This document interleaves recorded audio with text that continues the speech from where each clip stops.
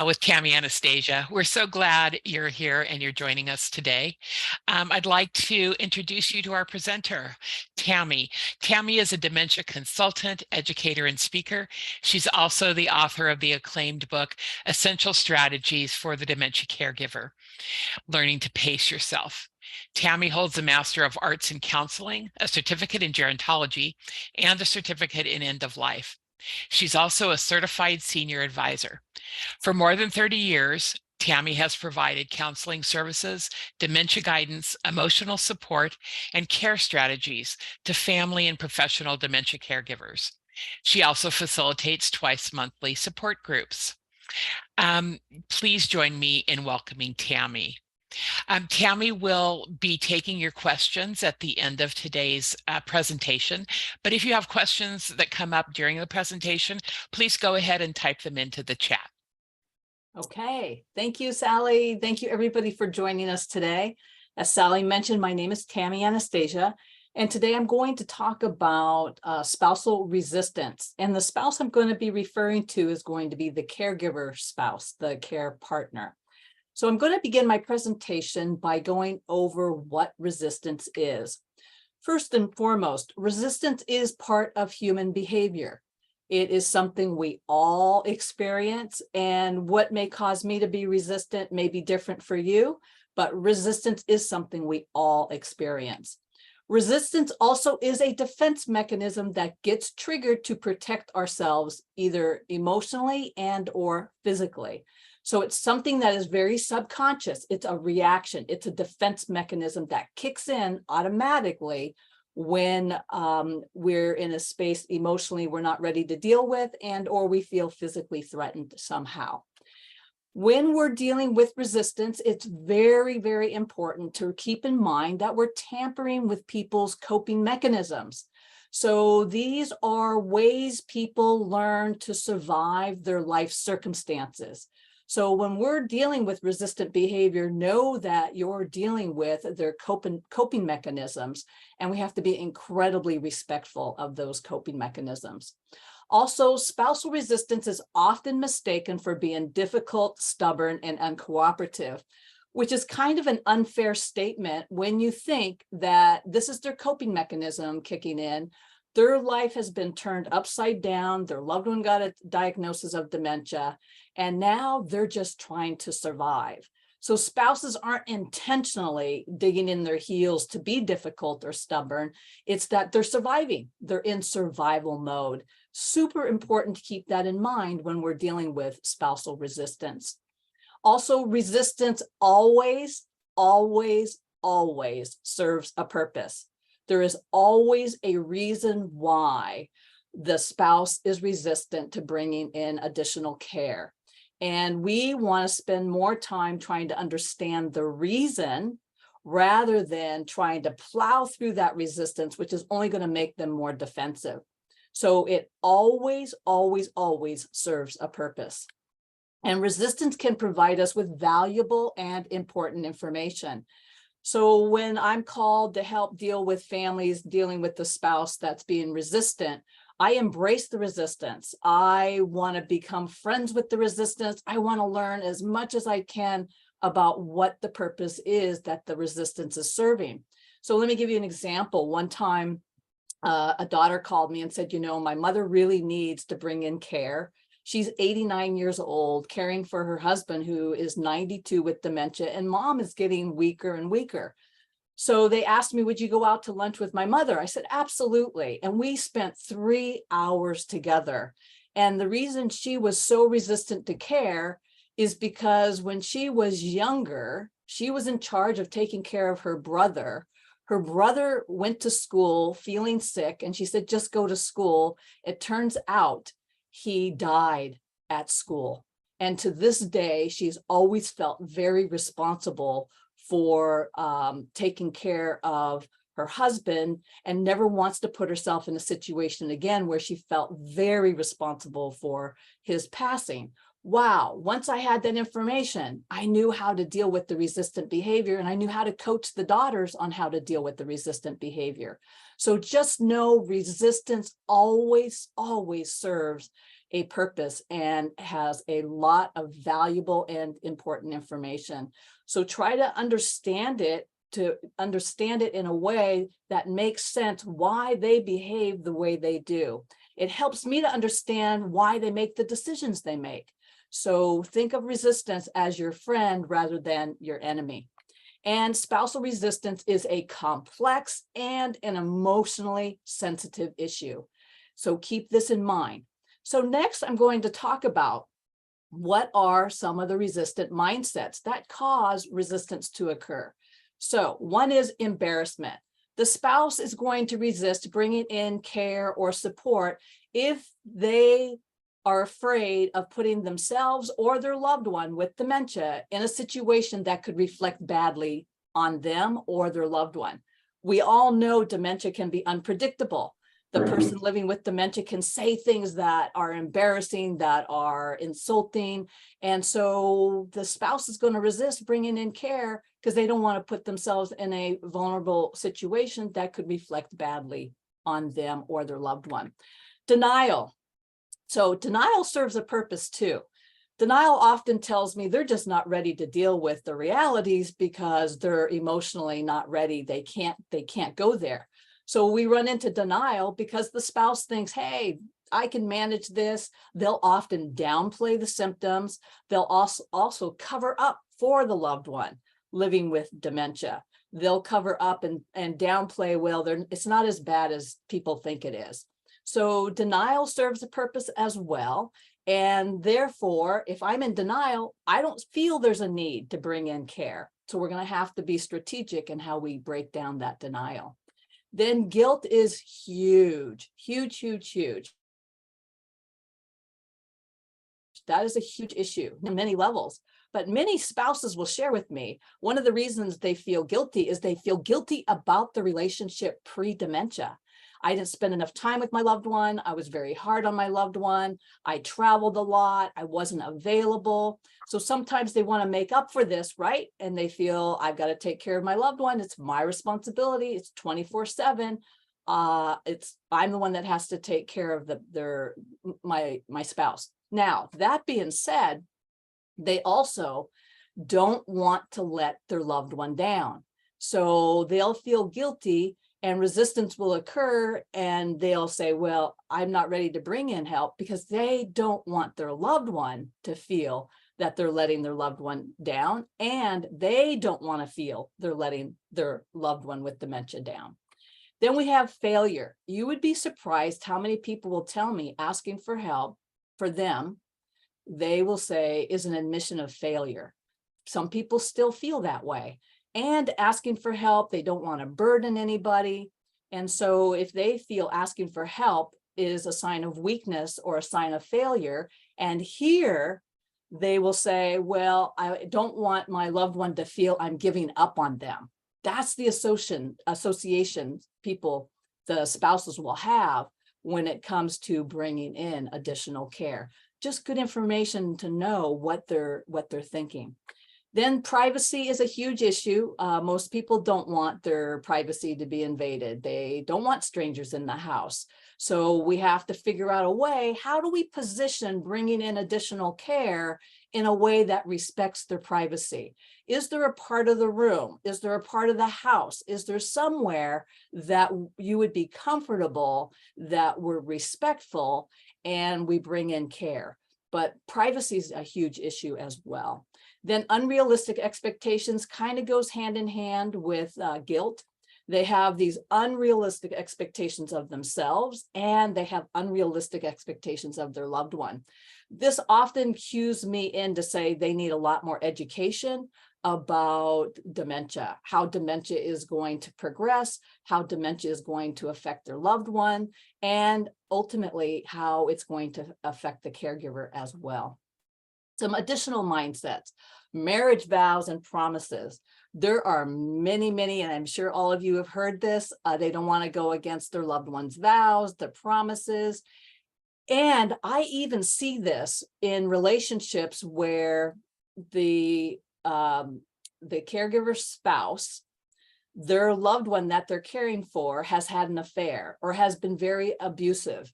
And they will still want to honor that obligation that they made, that commitment that they made about the marriage vows. So we have to factor in, again, this requires more education and also aligning with the caregiver spouse where they're at emotionally. And then loss of control. Many people don't want to be replaced. They view care, bringing in additional care, as being replaced. And oh, by the way, you guys are going to come into my home and you're going to do things in not the way that I like them to be done. So this will cause resistance. Then we have fear of making things worse. I call this the what if land. They'll have fear of all the what ifs. What if you drop my loved one? What if my loved one doesn't want you in the house? What if I don't like my loved one? All of those things we want to address, because if we can address those things, they feel heard. And not only that, then we may have some solutions to some of their resistant behavior, which we'll talk about. Then cost, I think, is an issue across the board with almost anything in life, right? But cost becomes less of an issue once we see the value and the importance of the service. Now, what I mean by that is we all know we have services that are of value. We all know we have services that can make a difference, that can be helpful, but we've got to find a way to position what we have to offer in a way that it speaks to the caregiver spouse on an emotional level. Most of the decisions they make are made on an emotional level. So we have to figure out a way, how do we position the importance and the value of what we have to offer that speaks to them in a way that they can relate to emotionally. And then we have grief, loss, or sadness. This will go hand in hand with denial.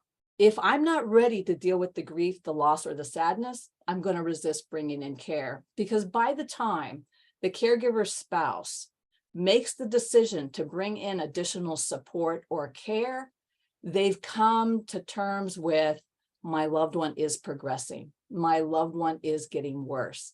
They've dealt with that grief, that loss, or sadness on some level.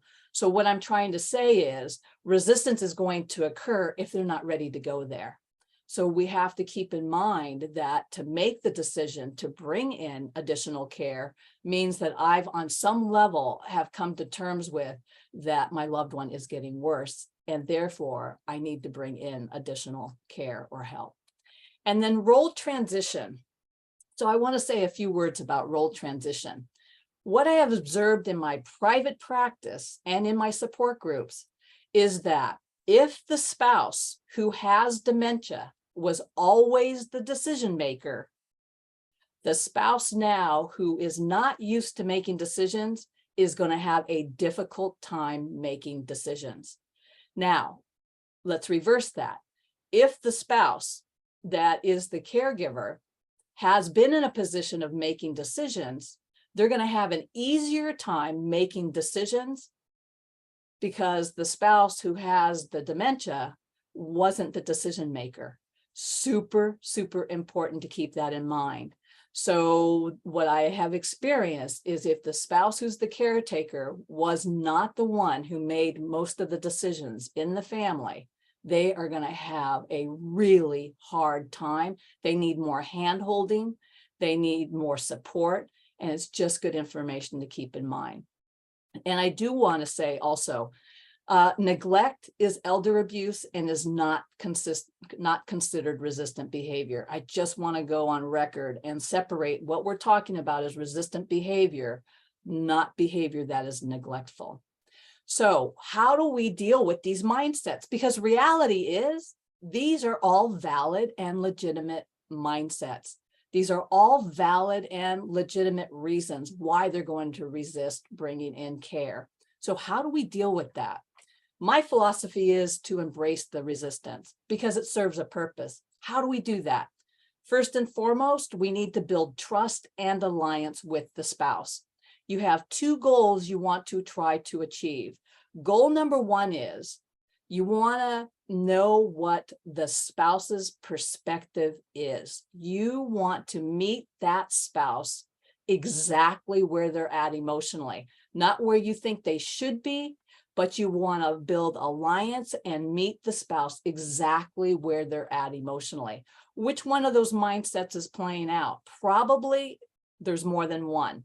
Often those mindsets are playing out consistently. And so you're not going to see they're stuck in one mindset. You're going to find that a lot of those mindsets are playing out. So goal number one is, I want to align with the caregiver spouse and really understand emotionally where they're at. Goal number two is, what is the purpose resistance is serving? So how do we achieve those goals? A couple different ways we can do that. First, we want to try to think about, ask open-ended reflective questions. So there's three types of questions that you want, three goals you're trying to achieve. One is, what is the spouse's perspective? Two is, how is having their loved one having dementia impacting them? How is it affecting them? The third question you want to know is, are they even open to the idea of bringing in support and care? If they say yes, we've got our foot in the door 50%. If they say no, that tells me I need to spend more time on educating the spouse as to what to expect, and spend more time on nurturing and educating, nurturing and educating. 50%, we've got our foot in the door. Okay, now let me understand the purpose resistance is serving. How do I work with that resistance in a way that I can align with the caregiver spouse? So some questions. Something I hear a lot about in my caregiver support groups and in my private practice. People often ask, how's your loved one doing? People don't ask the caregiver, how are you doing? Every time you see the caregiver, every time you're interacting with the caregiver, ask the caregiver, how are you doing? Some other questions to ask. One that I love asking a lot is, how do you feel when people ask or say to you, you need to bring in help? How do they feel about that? What is their reaction? That's going to be important information for me to have. Also, do they feel that they'll ever need to bring in help? And if so, when will that time, what does that time look like? What is the position? Where is the caregiver spouse thinking? Where are they at? That's what we're trying to figure out. Then another way of building trust and alliance is to acknowledge and validate the spouse. One of the best things, if you leave today's webinar, one thing I want you to leave with is the importance and the value of validating the spouse. Validating them doesn't mean you agree with them or disagree with them. It's validating you, they feel heard and they feel understood. It's reflective listening. I'm going to paraphrase or reflect back to me whatever the answers are that the caregiver spouse is sharing with me. I need them to know I hear them, and to the best of my ability, I understand them, because that's going to build a lot of trust. And if I keep dismissing what they're telling me, I'm not feeling heard. And think about yourselves. How do you feel when you're talking to somebody and somebody's just trying to problem solve? They're not telling you what you want to hear. We get angry, we get upset. So validate and acknowledge, because what they're sharing with us is a gift. What they're sharing with us is useful and valuable information. And we need to know the questions to ask so we get the information that's going to help us to understand, what are they thinking? Where are they at? What are their concerns, their fears? How do they feel? What are their feelings about all of this? Because they have them. So let's make it safe for them to express and verbalize what those feelings, concerns, and thoughts are. Then we want to reminisce with the spouse. So anybody who knows me knows that I go for a deep, deep, deep dive and try to get as much history as possible about the relationship, the relationship as a couple. I get as much information about the person with dementia, and I get as much information as I can about the person who is the caregiver spouse and what that relationship was like pre-dementia.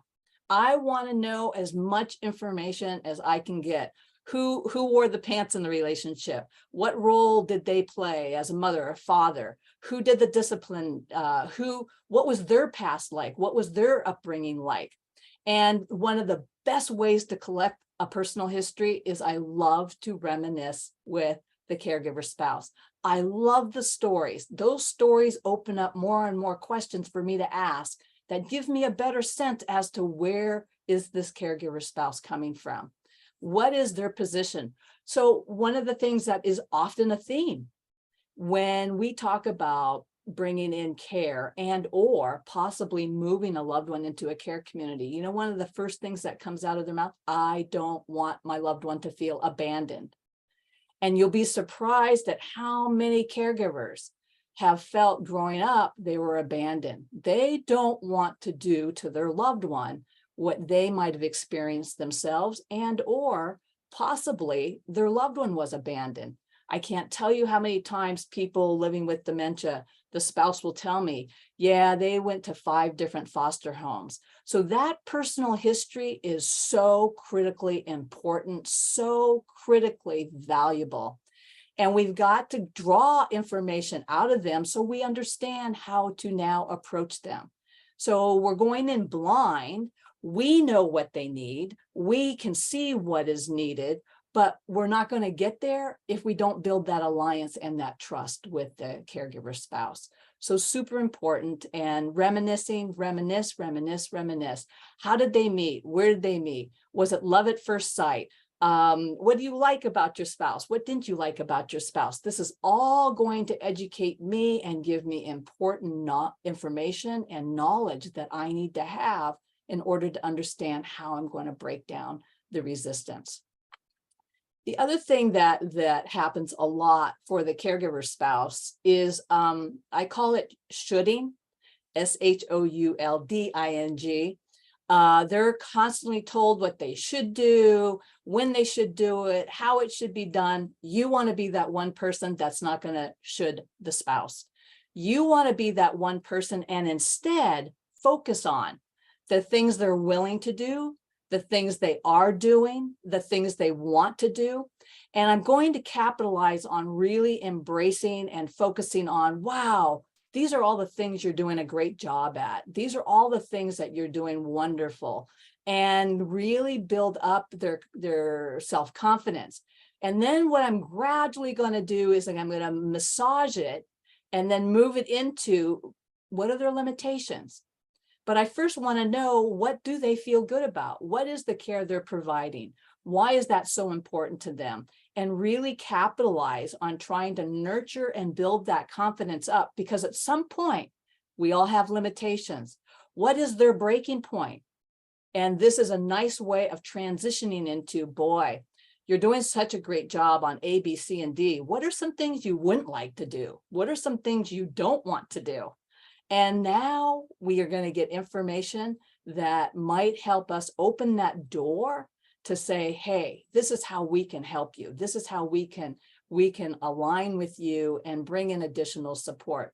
So once we nurture that, then I want to write down with my clients, we write down what I call specific concrete indicators or markers.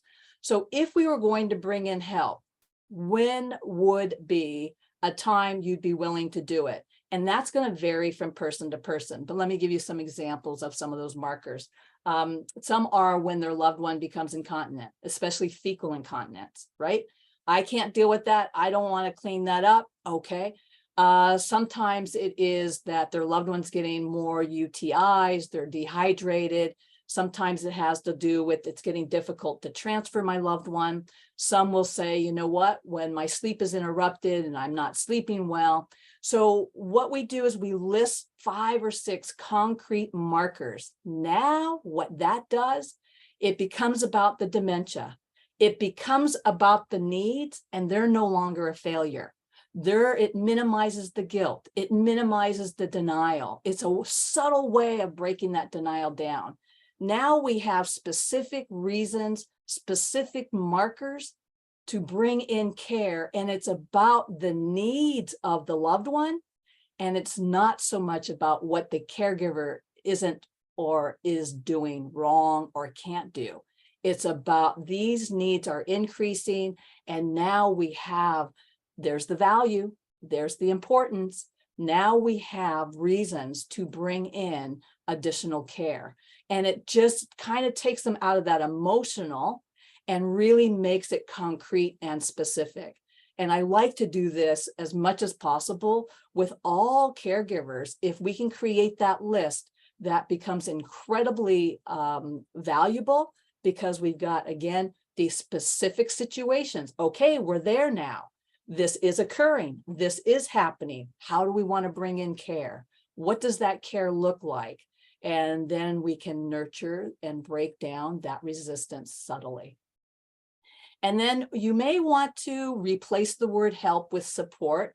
I know that might seem kind of tedious, but actually it's quite effective. Think about help. Are you more open to being told you need help, or are you more open to how can we support you? And remember what I said earlier, the caregiver spouse does not want to feel replaced. They don't want people coming into the home and taking over, and then they feel they have no more control. When we say support, it's better received. It's a softer way. It's less intimidating and less defensive. So it may seem like it's minor, but in reality, from an emotional perspective, it actually is very effective, and it can open that door more. So just like with people living with dementia, there's certain words we avoid. There's certain things we try not to say because it can set them off. So if we make this transition and think of it in terms of support rather than help, it might speak to them emotionally in a safer, less threatening way. And in the end, be as patient, respectful, compassionate, and understanding as possible. Remember, we're tampering with people's coping mechanisms. They're really, really doing the very, very best that they can.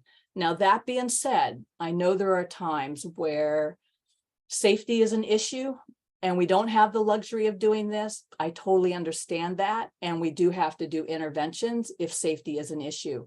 But if safety isn't an immediate issue, then some of these steps can nurture this relationship, break down that spousal resistance in a way that's incredibly respectful, in a way that's incredibly supportive. So these are just some ways to embrace the resistance. Let the resistance be your friend rather than your enemy. Let the resistance open up some doors for you that will give you some insight as to what the caregiver spouse is going through, how life has changed for them, how it has affected them, and then how can we come along and help make their life better under these circumstances? How can we come along side by side and walk with them through this journey and support them to the best of our ability, rather than putting them on the defense? So in closing, a couple key points. Dealing with spousal resistance is a process that takes time, patience, and understanding. And I wish we could do it faster. I wish we could do it better, but it's a learning process. We're getting to know them and they're going to get to know us. But we go in and we have all these services that we have to offer. If you're not speaking to me on an emotional level, I'm shutting down. I'm going to be resistant. So we have to spend more time nurturing where they're at on that emotional level. We have to speak to them at that emotional level.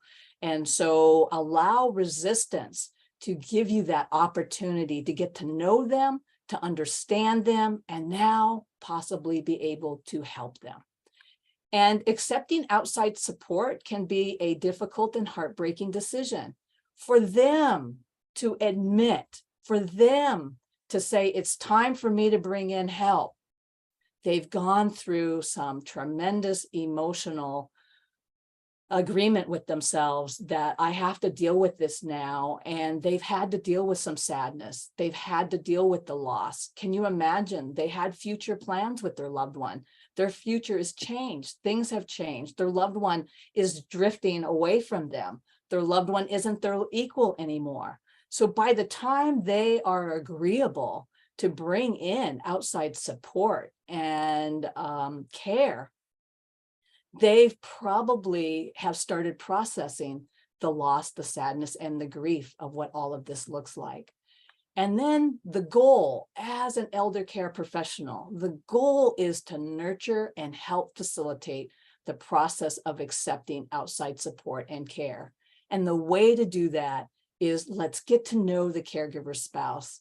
Let's see how things are in their brain. What are they saying to themselves about what they're going through, what their loved one's going through, how this has altered their life, and relate to them and find ways to complement them, find ways to, again, be by their side, walk them through this journey so they feel they have a partner in us and an equal in us, rather than us just overriding their concerns, their fears, and instead building that alliance and that trust.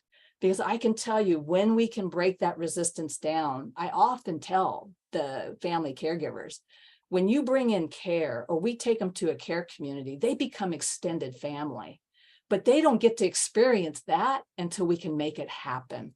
So a lot of people will go in and we've got these great services and I know I can help you. I know I can support you, but you don't know that. And I need to figure out, where do I need to start in order to let you know how I can help you. But first I need to learn about you. I need to understand you. I need to hear you. I need to validate you so that I know how now to introduce my services to you in a way that you'll be receptive, and in a way that will be complimentary, and in a way that will be respectful. So in closing, one more thought is Louise Hay, I'm going to quote, "Resistance is the first step to change." And so although resistance can be a hard door to knock on, it is a door that we can open that can be of value and can be of importance. So these are just some suggestions on how to break down that resistance in a way that's respectful, and also really understand it's more than that they're being uncooperative. They're in coping mode. They are in survival mode. How do we align with where they're at and try again to make this journey as best as possible for their loved one living with dementia and for the caregiver spouse who's caring for their loved one living with dementia.